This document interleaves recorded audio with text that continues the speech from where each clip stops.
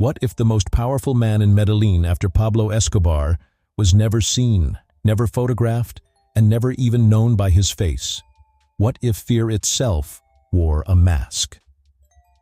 This is the untold story of Alejandro Cortez, the ghost of Medellin.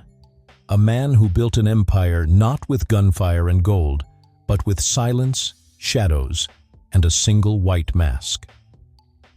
From the ruins of Escobar's fall rose a legend so terrifying that even Interpol could not catch him, and even the world's most feared bosses lowered their eyes when he entered the room. In this video, we uncover how Cortez erased his name, disappeared into myth, and created a faceless empire that stretched from South America to Europe. If you think power comes from noise, wait until you discover the terrifying truth of silence. Stay with us, because once you enter the world of the ghost, you'll never look at fear the same way again. Power in Colombia has always been loud. Gunfire echoing through valleys, convoys of black SUVs roaring down mountain roads, faces of men like Pablo Escobar plastered across newspapers and television screens. For decades, the world believed that to rule Medellin was to be seen, to be heard, to be feared openly. But what if the most powerful man after Escobar was not loud at all? What if the true heir to Medellin's shadow was a ghost? They call him Alejandro Cortez, the ghost of Medellin, a man who built an empire not with explosions, but with silence, not with golden mansions, but with shadows, not with a face that everyone remembered, but with one that no one had ever truly seen. Because Alejandro never allowed himself to be seen. In every whispered deal, every midnight gathering, every confrontation, he wore the same thing: a plain white mask, a mask that erased him, a mask that turned him into a legend, a mask that became his signature of fear. When Escobar fell, Medellin burned. Dozens of men fought to claim his throne, each louder, bloodier, more desperate than the last. The streets were soaked in gunfire, as if the city itself screamed under the weight of ambition. But while the noise consumed his rivals, Alejandro Cortez watched in silence. He had been young, a mere errand boy in Escobar's orbit, but he had learned the most important lesson of all. Noise is death. The men who wanted fame, who wanted their names in the papers, who wanted to be legends in daylight, those were the men who died first. Alejandro chose a different path. No one knows exactly when the white mask first appeared. Some say it was during a midnight meeting at a Medellin warehouse, when Alejandro stepped from the shadows with a mask that erased every trace of his identity. Others swear it was after the brutal disappearance of a rival gang leader, his body never found, but the mask left behind on his empty chair. From that moment, the mask became legend. It meant more than a warning. It meant inevitability. Wherever the mask appeared, people vanished: rivals, traitors, enemies.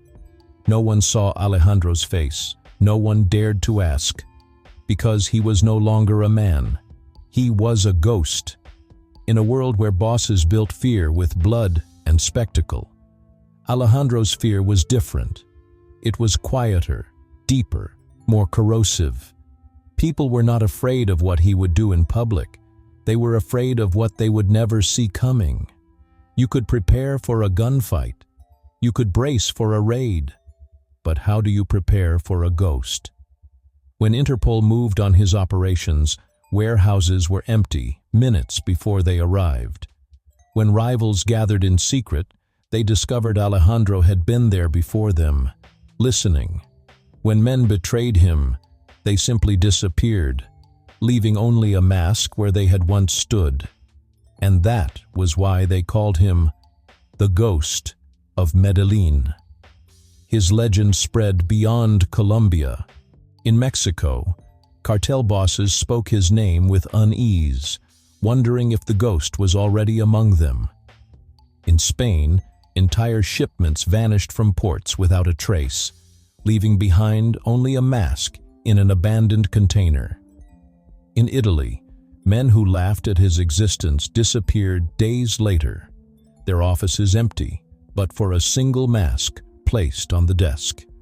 It was not the violence itself that terrified people.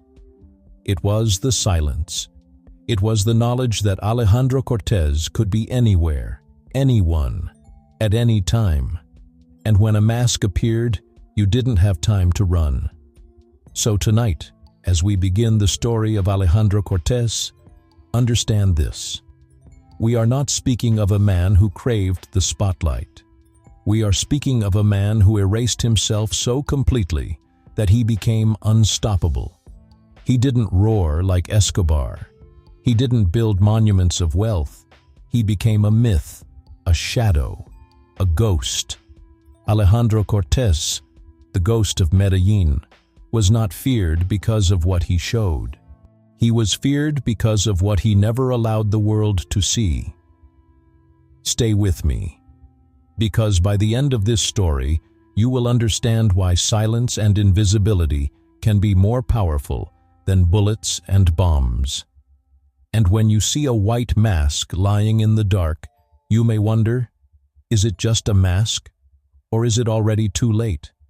Every ghost has a beginning. Every shadow has a body that once cast it. For Alejandro Cortez, the man the underworld would one day call the Ghost of Medellin, that beginning was not in wealth, nor in privilege, but in silence, the same silence that would come to define him. Alejandro was born in the barrios of Medellin, a city that in the late 1970s and early 1980s was already the most dangerous place on earth.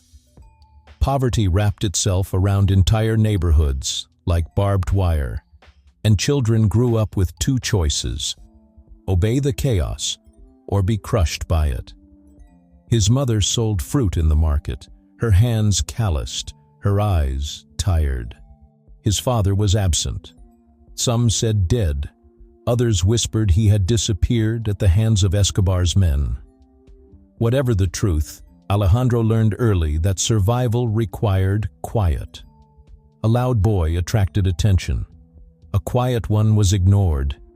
And in Medellin, being ignored often meant staying alive. By the age of 10, Alejandro had mastered the art of moving without sound. He knew how to slip through alleys without dogs barking, how to watch men with guns without being noticed, how to disappear when soldiers came searching houses. To him, silence was not just a habit, it was survival. In his teens, Alejandro found himself working as a courier, an errand boy for the shadows of Escobar's empire.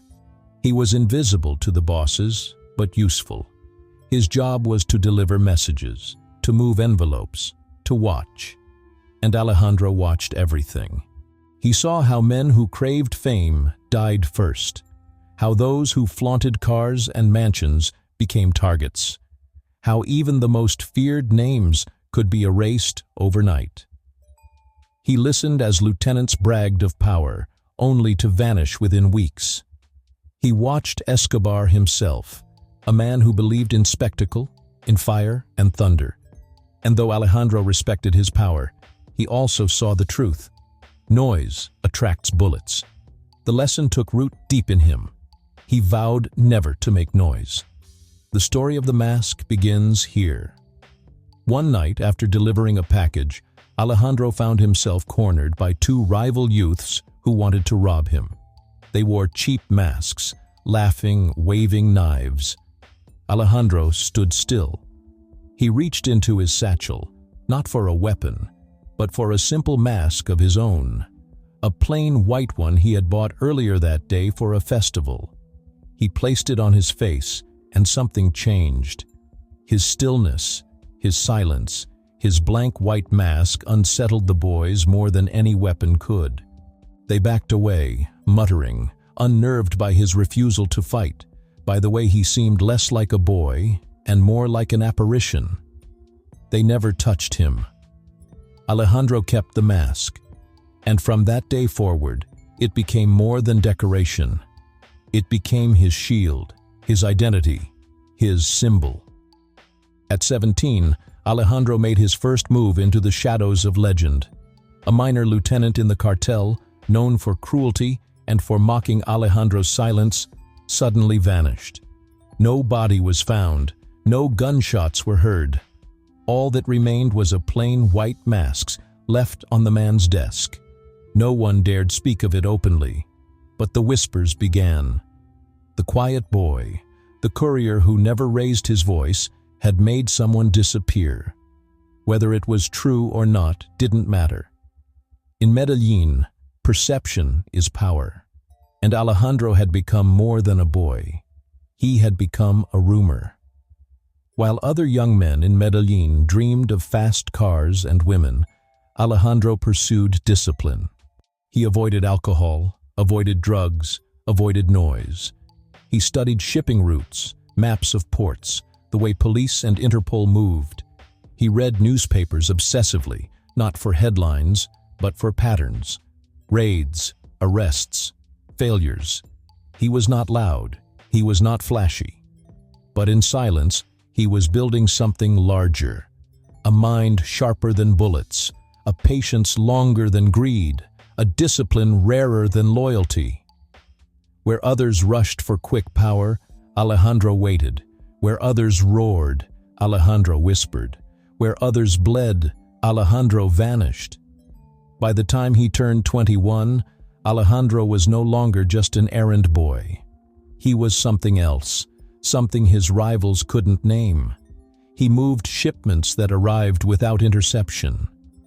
He organized men who obeyed without shouting. He erased problems without evidence. And wherever he went, the mask appeared. Sometimes it was left on a table, sometimes on a pillow, sometimes on a doorstep. It was never accompanied by words, never by threats, just silence.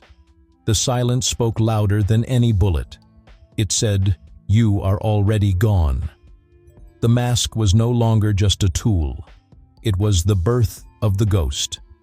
Soon, others began to notice.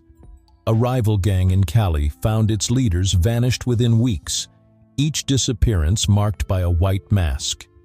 Interpol agents raiding a warehouse found it empty. But in the center of the floor, a mask sat upright, waiting for them. The whispers grew louder.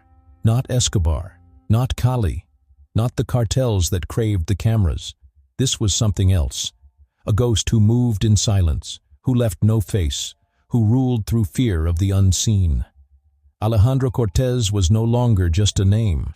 He was an idea, a legend, a phantom no one dared to look for, because to look for him was to invite his mask. Alejandro had learned from childhood that noise is death. He had watched Escobar prove it with his rise and fall. He had tested the mask and seen its power. And now, with silence, patience, and a white mask, he was ready to step out of the shadows, not as a boy, not as an errand runner, but as the Ghost of Medellín. An empire of fear without a face was about to rise.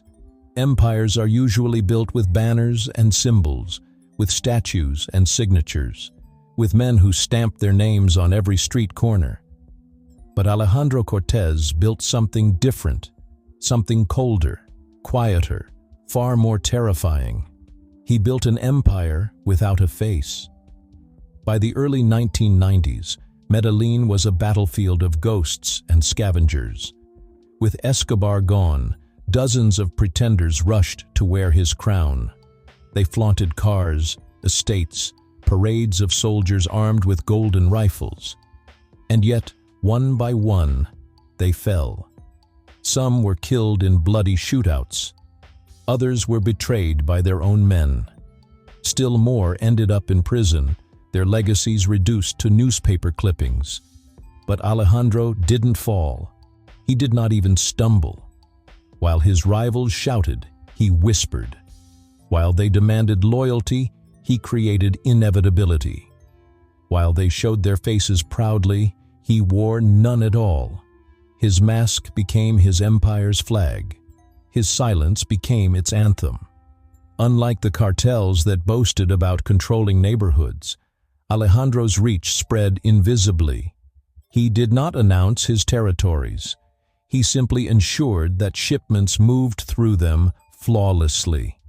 In Cartagena, his men controlled docks, where no customs officer ever seemed to notice anything unusual. In Barranquilla, warehouses emptied minutes before raids arrived. In Panama, entire ports worked on his timetable, though no one admitted it. And then came Europe. While others pushed cocaine into Miami and Florida, Alejandro chose Spain. He saw what others ignored: centuries-old shipping routes between Colombia and the Iberian Peninsula, old trade arteries waiting to be exploited.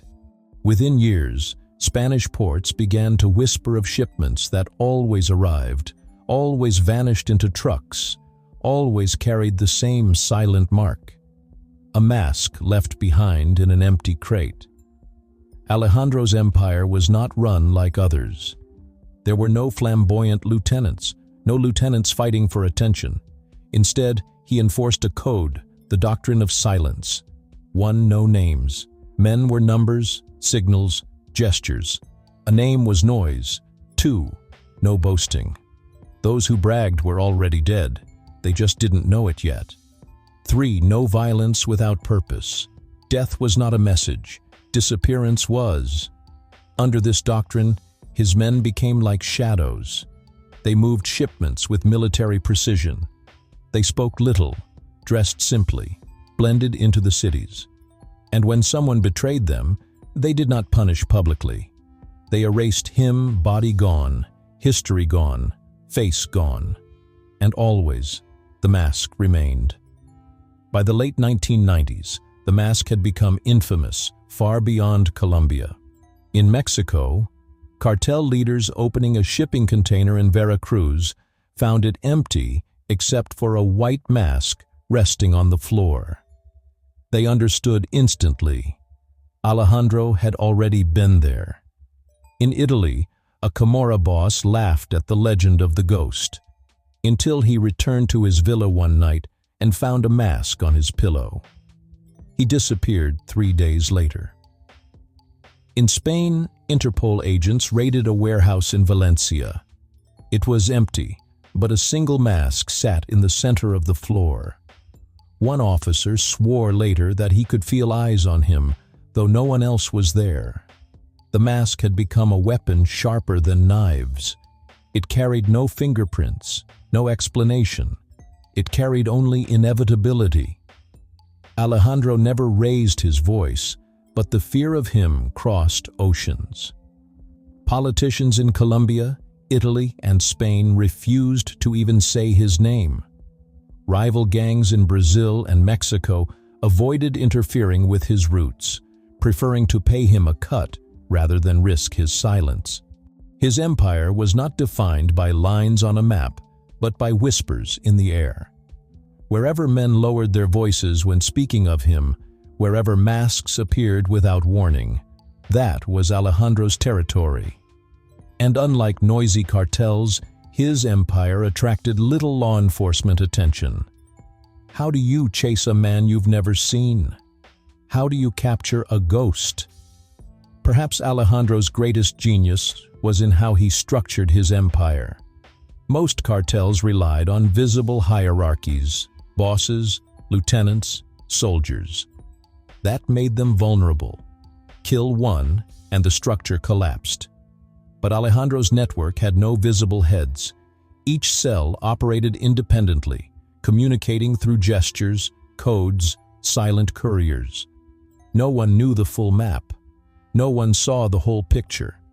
Only Alejandro, and even he remained unseen. The result was devastating. When Interpol dismantled one branch, the others remained untouched. When rivals infiltrated one warehouse, they gained nothing of value.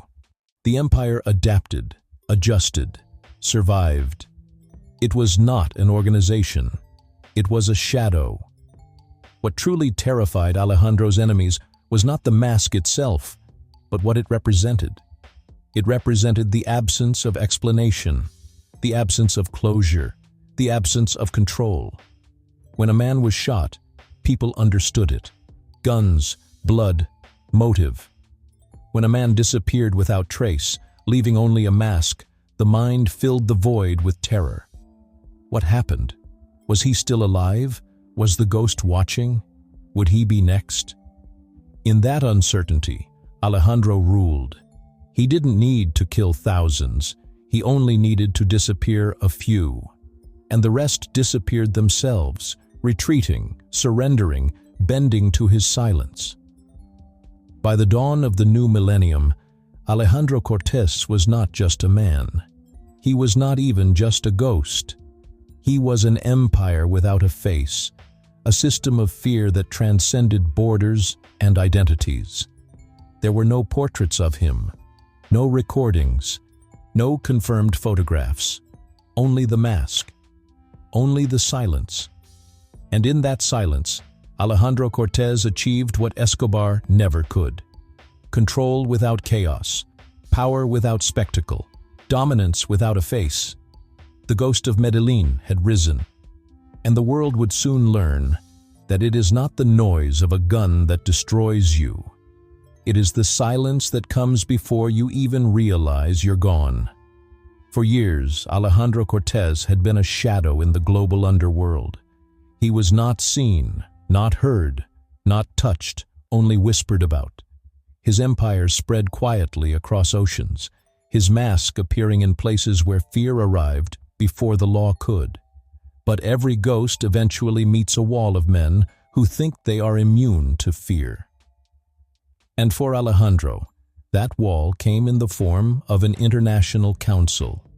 It happened in Madrid, in a private villa hidden behind iron gates and armed guards. The most powerful men from cartels, mafias, and syndicates gathered around a polished oak table. They were tired of the whispers, tired of losing shipments to someone they couldn't see. "He is just a man," one cartel leader from Mexico scoffed. "Ghosts do not move ships across oceans." "He hides because he is weak," said a Camorra boss from Naples, puffing on his cigar. "I want to see his face before I bury him." The Russians laughed, clinking glasses of vodka. "This Cortez is smoke. Tonight we cut through it." And so they made their mistake. They invited him. The meeting was already loud when the doors opened. A hush fell instantly, as though the air itself had been stolen. A figure entered tall, dressed in a simple black suit. His face was hidden behind a plain white mask. Alejandro Cortez had arrived. He carried nothing in his hands, no weapons, no briefcases. He simply walked to the end of the table, pulled out a chair, and sat. The men shifted uncomfortably. The mask reflected the chandelier light, blank and unreadable. No eyes, no expression, just silence. "Gentlemen," a triad boss finally said, breaking the quiet. "Shall we begin?" Alejandro said nothing. He simply tilted his head, as if waiting. The Mexican cartel leader leaned forward, slamming his hand on the table. "You think we fear a mask? Take it off, Cortez. Show us you're a man and not a ghost." Alejandro reached up slowly. For a moment, the room held its breath. But instead of removing the mask, he placed a second identical, white, faceless on the table before him. The sound of it hitting the wood was louder than any gunshot. "You want a face?" His voice was calm, almost soft. "Take whichever one you like." The men exchanged nervous glances. For the first time, the bravado began to crack. Alejandro leaned back, his mask still fixed, his voice steady. "You think power is noise, guns, cars, headlines. But noise dies. Escobar made noise, and now he is dust. You shout because you fear silence. But silence does not need to shout. Silence waits. And when it moves, there is nothing left. As he spoke, the lights flickered. Phones on the table buzzed, one after another. The bosses checked their screens and their faces drained of color. Messages from their men, their warehouses, their banks. Empty. Gone. Frozen. The Russians muttered curses. The Italian crushed his cigar in trembling fingers. The Mexican stared at his phone in disbelief. Alejandro's silence had already gutted them before he ever entered the room. Then came the final stroke. The doors opened again, not with guards, not with soldiers, but with silence. One by one, men dressed in suits entered, each wearing the same white mask. 10 of them. 20. 30. They lined the walls, unmoving, faceless. The council realized the truth too late. Alejandro wasn't one man. He was many. He was everywhere. His empire was not a face to cut down, but a shadow that multiplied without end. Alejandro tapped the second mask on the table with one finger. "Choose," he said. "Stand with me, and silence will protect you. Stand against me, and silence will consume you." No one shouted. No one raised a gun. The bravest of them, the Camorra boss who had mocked him earlier, reached for his glass, but his hand trembled so violently he spilled wine across his lap. The Russians stayed quiet. The Mexican cartel leader lowered his head. One by one, they all nodded. Not because they wanted to, because they had no choice. Alejandro rose, leaving both masks on the table, and walked out. His masked followers followed silently, the only sound the faint shuffle of shoes on marble. When the doors closed, no one spoke for several minutes. The fear was heavier than chains. In the days that followed, reports surfaced. Cartel routes were redirected under Alejandro's shadow. Mafia families in Europe adjusted their dealings to his terms. Syndicates in Russia halted operations until they received instructions from him. The council had not been a negotiation. It had been a coronation. Alejandro Cortez, the Ghost of Medellín, had shown the world what true confrontation meant. Not bullets, not blood, but inevitability. He had proven that when silence enters the room, noise has no place left to hide. The ghost had no face, yet the most powerful men in the underworld bowed their heads before him. And that night in Madrid, the legend of Alejandro Cortez became eternal. Not a man to fight, not a name to erase, but a ghost who ruled by reminding the world that you cannot kill what you cannot see. Legends do not need graves. Ghosts do not need monuments. Their power is not measured in stone or gold, but in the whispers they leave behind. And Alejandro Cortez, the Ghost of Medellín, left behind whispers that still echo across continents. No one knows exactly when he disappeared.